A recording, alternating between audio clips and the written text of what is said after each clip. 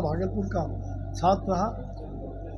उस समय दिनकर जी और बड़े बड़े कवि, उनकी कविताएं वहाँ हर साल होली मिलन में, और हम लोग चाय पान पिलाते थे, शरबत पानी पिलाते थे और उनकी कविता को रात भर सुनते थे। ऐसे विद्वान बहुत कम लोग हैं और मुझे लगता है कि आज दिनकर जी का 91वीं उनका पुण्यतिथि हम लोग मनाने जा रहे हैं। और देश के कोने कोने से ये आह्वान है, बिहार में विशेष रूप से जितने साहित्यकार, पत्रकार, लेखन जगत के लोग वो तो रहेंगे ही, प्राध्यापक, और बड़ी संख्या में मैं अपील करना चाहता हूँ अपने उन पीढ़ियों से जिन पीढ़ियों ने शायद दिनकर जी को देखा नहीं, लेकिन दिनकर जी की कृतियों को आज भी याद करते हैं।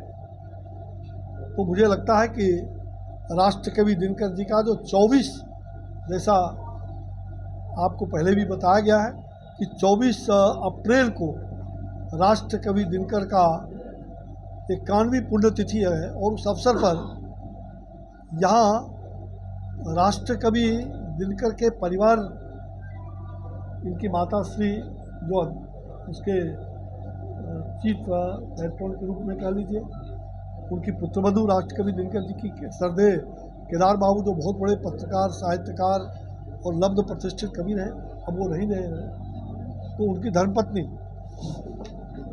तो इन सब लोगों ने दिनकर सम्मान का एक योजना बनाया। राष्ट्रकवि दिनकर सम्मान से स्वागत करने का, अलंकृत करने का 7 ऐसे विशिष्ट नाम को इन लोगों ने चुना है। उनकी जो और स्मृति न्यास के द्वारा इस बार रश्मि रथी पर्व के समापन के अवसर पर बापू सभागार में ये कार्यक्रम आयोजित होगा। उसका आकर्षण 3 प्रकार का है। एक तो राष्ट्रीय जो परिवार के द्वारा और राष्ट्रीय दिनकर न्यास के द्वारा जो राष्ट्रकवि दिनकर सम्मान समारोह का कार्यक्रम, और सम्मान जिनको समर्पित किया जाएगा, जिनको अलंकृत किया जाएगा, ऐसे 7 मूर्धन्य नाम। दूसरी बात, जो उनकी जो कीर्ति है रश्मि रथी, उसका मंचन, रश्मि रथी पर्व का समापन भी होगा, और ऐसे निदेशक, मुंबई के सुविख्यात निदेशक मुजीब साहब और उनके तमाम ऐसे बड़े बड़े कलाकार जो देश में तहलका मचाते रहते हैं, उनके द्वारा ये नाट्य प्रस्तुतिकरण होगा, अभिनय मंच प्रस्तुत किया जाएगा रश्मि रथी पर। और तीसरी बात, जो साहित्यकारों की जो बड़ी गोष्ठी है, उसके बारे में अच्छा होगा कि पंकज जी डिटेल्स बात को रखेंगे, साहित्यकार का क्या कार्यक्रम है, नीरज जी बता देंगे, नाम बता और ऋतुक जी भी सारी चीज़ों को बता देंगे। तो मैं केवल अपील करना चाहूँगा आज के परिवेश में तमाम राजनेताओं को, तमाम राजनीतिक दल के लोगों को, तमाम सामाजिक और सांस्कृतिक क्षेत्र के लोगों को, और विशेष करके कॉलेज, विश्वविद्यालय और विद्यालय के छात्रों को, एनसीसी और जो एनएसएस के कैडेट हैं, इन तमाम राष्ट्रभक्ति से ओतप्रोत ऐसे लोगों को कि वो आएँ। आज का वक्त राष्ट्रकवि दिनकर के उस राष्ट्रभक्ति से ओतप्रोत होकर के हम देश में एक मिसाल दिलाने का काम करें। बिहार को जिन्होंने अग्रिम पंक्ति पर लाने का काम किया था, लोकनायक जयप्रकाश नारायण के उस आंदोलन में भी उनकी बहुत ही लेखकों का, साहित्यकारों का, पत्रकारों का, विशेष करके राष्ट्रकवि दिनकर का इसी गांधी मैदान में और दिनकर जी जेपी के उस आंदोलन में भी शरीक हुए थे। लाखों की भीड़ थी, वो कभी चूकते नहीं थे। एक राज्यसभा के सांसद भी रहे, प्रखर वक्ता, और सचमुच में उनको संस्कृति के 4 अध्याय जो भारत की संस्कृति पर उन्होंने लिखा है, मुझे लगता है कि वो अमिट छाप है, हम सभी के प्रेरणा के पुंज हैं। मैं आज के अवसर पर इतना ही अपने तरफ से अपील करूंगा कि उस दिन बापू सभागार छोटा हो जाए, ये स्थिति बिहार के लोग गांव-गांव से महिलाएं, पुरुष और सभी लोगों का उत्साह मैं देख रहा हूँ। मैं बम्बई में कल था, वहाँ एक समारोह में 50 बिहार के अच्छे लोगों से बात हो रही थी। उन लोगों ने कहा नहीं, हम लोग परिवार आएंगे। तो अच्छी बात है, लोगों में प्रेरणा जगे, चेतना जगे। दिनकर जी के साहित्य से जो सामाजिक चेतना और सांस्कृतिक और सनातन के लिए, इससे बड़ी बात कुछ नहीं हो सकता है। भारत के राष्ट्रीयता को जिस प्रकार से उन्होंने राष्ट्र निर्माण की भूमिका में अपनी कहा जाए कलम को स्वच्छंद बना के रखा, वैसे लोगों की याद हम लोग करेंगे। तो 91वीं पुण्यतिथि इस बार धूमधाम से रश्मि रथी का पर्व का समापन समारोह भव्य होगा, दिव्य होगा। आप सभी आएँ, यही आप सब लोगों से आग्रह है। व्यक्तियों को जो हम सम्मानित करेंगे, उनमें जो प्रमुख नाम है, कला और संस्कृति के क्षेत्र से हम श्री इम्तियाज़ अली साहब को सम्मानित करेंगे। साहित्य के क्षेत्र से हम श्री बलवीर सिंह करुण जी को सम्मानित करेंगे। सामाजिक न्याय के क्षेत्र में काम करने के लिए पद्म भूषण श्री रामविलास पासवान जी को सम्मानित करेंगे। जन कल्याण के क्षेत्र में काम करने के लिए पद्मश्री श्री किशोर कुणाल जी को सम्मानित करेंगे। शिक्षा के क्षेत्र में काम करने के लिए आप लोगों के मतलब जिस नाम से मशहूर है खान सर, श्री फैज़ल खान साहब, उनको सम्मानित किया जाएगा। स्वच्छता, पर्यावरण और मानव गरिमा के क्षेत्र में काम करने के लिए पद्म भूषण, पद्म विभूषण श्री बिंदेश्वरी पाठक जी को सम्मानित करेंगे। तो ये है जो प्रमुख व्यक्तिगण हैं जिनको हम सम्मानित करेंगे। और चिकित्सा के क्षेत्र में हमारे बिहार के, मुझे लगता है अग्रणी जो रहे हैं, डॉक्टर सीपी ठाकुर जी, उनको सम्मानित किया जाएगा। कालाजार के उन्मूलन के लिए, एम्स की स्थापना के लिए काफ़ी कुछ उन्होंने चिकित्सा के क्षेत्र में अपना योगदान दिया है, और उनके योगदान के लिए उनको सम्मानित करेंगे। इन लोगों को और इन क्षेत्रों को इन क्षेत्रों में जिन लोगों ने काम किया है, उन लोगों को सम्मानित करने का कारण एक ये भी है कि इन लोगों के कार्य की प्रणाली और कार्य क्षेत्र दिनकर जी के विचारों से काफ़ी मिलता जुलता था। तो इन सब कारणों से हम लोगों ने ये शुरू किया है। ये पहली बार हम लोग इतने स्ट्रक्चर्ड वे में, एक तरीके से बोलें तो ये सम्मान की प्रक्रिया या विधि हम शुरू कर रहे हैं। बट इसको हम लोग हर साल, यहाँ से अभी शुरुआत कर रहे हैं, आगे हम लोग इसको हर साल करते रहेंगे। आगे के लिए नीरज जी और ढंग से बोलता है, जब नाश मनुज पर छाता है, पहले विवेक मर जाता है। यह है दिनकर। लोहे के पेड़ हरे होंगे, तू गान प्रेम के गाता चल, नम होगी यह मिट्टी जरूर, आंसू के कण बरसाता चल। आग भी है, राग भी है, प्रेम भी है, पराक्रम भी है। ऐसे दिनकर को हमें गर्व है कि हम दिनकर की संतान है। ऐसे महान पूर्वज, महान पुरखे को प्रणाम करते हुए और पूरे बिहार वासियों को आमंत्रित करते हुए प्रणाम का यह सांस्कृतिक भारतीय अवसर आपको उपलब्ध हो रहा है। निश्चित रूप से इसके आप साक्षी बने और बापू सभागार में उपस्थित होकर आप डूब जाएंगे, रश्मि रथी के एक एक चरित्र में खोते हुए चले जाएंगे। और रश्मि रथी की लोकप्रियता के बारे में कुछ भी नहीं कहना है। बम्बई के सीने संसार से लेकर गांव के चौपाल तक में रश्मि रथी को उद्धृत किया जाता है, रश्मि रथी की चर्चा होती है। कई ऐसे गांव में भी लोग मिल जाएंगे जिन्हें संपूर्ण रश्मि रथी कंठस्थ है, और उनसे पूछेंगे तो दूसरी कोई कविता उनकी जुबान पर नहीं है, क्योंकि यह दिनकर आत्मा के स्वर हैं, दिनकर समरसता के स्वर हैं, राष्ट्रीयता के स्वर हैं। और मैं उन्हें आज कहना चाहूँगा कि केवल भारत के ही सबसे बड़े हिंदी के कवि नहीं, बल्कि वैश्विक बोझ के विश्व कवि की हैसियत रखने वाले रामधारी सिंह दिनकर हैं। और उनको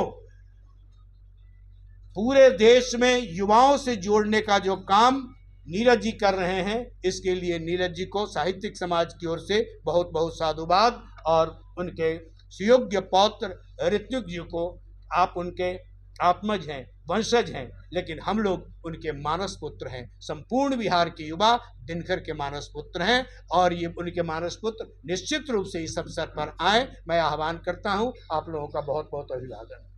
हो रहा है 24 अप्रैल को, इसके बारे में सिर्फ न्यासी अध्यक्ष होने की हैसियत से इतना ही कहना है कि सब पधारिए। एक सांस्कृतिक समाज बनाने के लिए जो एक रचनात्मक प्रयास किया जा रहा है, इसका सभी बिहार वासियों से समर्थन की अपेक्षा है। पूर्ण उम्मीद है कि बापू सभागार दिनकर के व्यक्तित्व और गौरव के अनुकूल खचाखच भरा रहेगा, क्योंकि दिनकर, बिहार का हर बच्चा अपने को दिनकर समझे, यह हम लोग का प्रयास है। अभी संजय पंकज जी इतनी बात बोले, हम समर्थन करते हैं कि उनका वो एक कविता नाश मनुष्य पर छाता है, पहले विवेक मर जाता है। इसमें इतना ही बोलना चाहता हूँ कि 24 अप्रैल को आप सब तमाम लोगों को भी बुलाइए और रश्मि रथी का मंचन देखिए। देश के बड़े बड़े विद्वान प्रोफेसर आनंद कुमार सिंह, प्रोफेसर सुभाष चंद्र राय जी, देश के बड़े बड़े दिनकर की प्रासंगिकता, वो दिनकर साहित्य, वर्तमान समय में दिनकर साहित्य की प्रासंगिकता पर हम विचार विमर्श करने वाले हैं। देश भर से लोग आ रहे हैं, बड़े बड़े नाम बताए ऋत्विक जी, जितने लोगों का साथ लोगों को सम्मानित किया जा रहा है।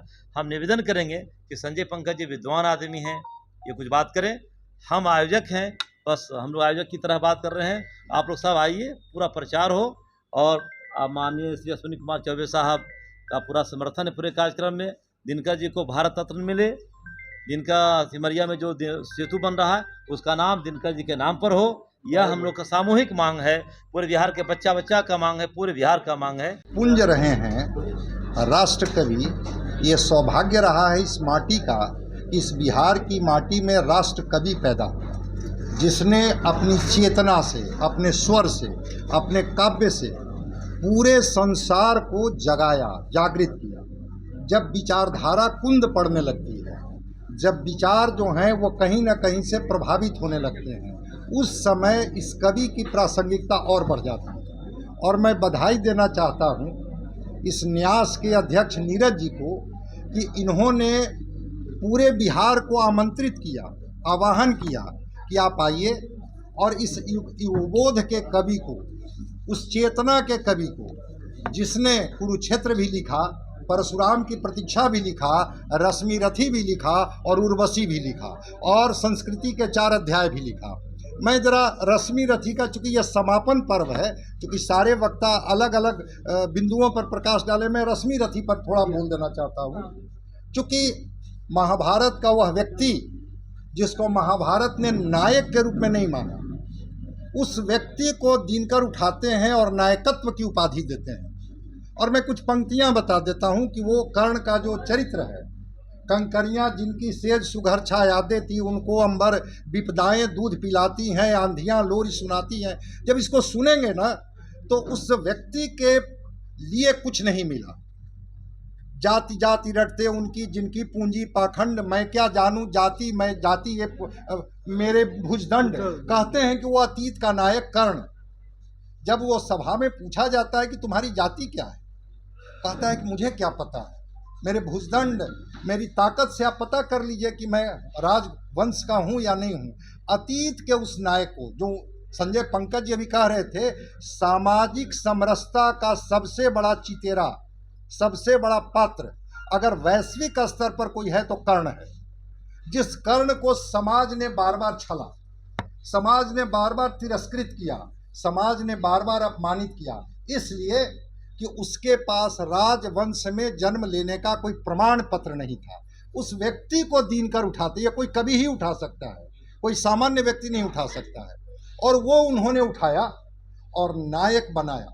और पूरे रश्मि रथी को आप देखेंगे तो हर जगह जो सवाल है कर्ण का, चाहे वो सवाल अपनी माँ कुंती से हो, चाहे वो सवाल पांडवों से हो, चाहे वो सवाल कृष्ण से हो, हर सवाल में आज का वर्तमान की परिस्थितियां छुपी हुई। उन्होंने राजनीति को भी ललकारा। अब कल्पना कीजिए राजनीति का क्या स्तर रहा होगा कि नेहरू के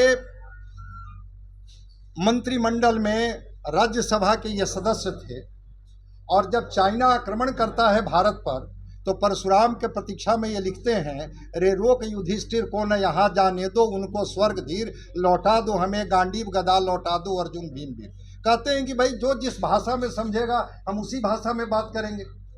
ये पंचशील का सिद्धांत पढ़ रहे थे, मैं किसी के बारे में कुछ नहीं कहता हूँ, ये कबूतर उड़ा रहे थे और चाइना भारत की जमीन कब्जा कर रहा था। उस समय भी राष्ट्र कवि ने अपना राष्ट्र धर्म का निर्माण किया कि लड़ने की जरूरत है, आगे बढ़ने की जरूरत है। मैं नहीं मानता हूं कि यह कार्यक्रम किसी व्यक्ति का है, यह कार्यक्रम तो पूरे बिहार का है और इसमें आमंत्रण निमंत्रण से ज़्यादा इम्पोर्टेंट है कि वास्तव में वह युगबोध का कवि, उस युग चेतना का कवि जिसने हमेशा समय की पदचाप को समझा और उस पदचाप पर अपनी कलम की धार को कभी कुंद नहीं पड़ने दिया। इस वजह से नहीं कि कौन खुश होंगे कौन नाराज होंगे। वो जेपी के आंदोलन में भी कहते हैं कि सिंहासन खाली करो कि धरती जनता आती है, और वहाँ भी वो ललकारते हैं कि भाई चाइना आपके यहाँ घुसे जा रहा है, क्या कर रहे हैं। तो रश्मि रथी तो मैं मानता हूँ कि अपने आप में एक संपूर्ण सामाजिक चेतना का एक छोटा सा अभिलेख है, जिसको अगर लोग देखेंगे, समझेंगे, पढ़ेंगे।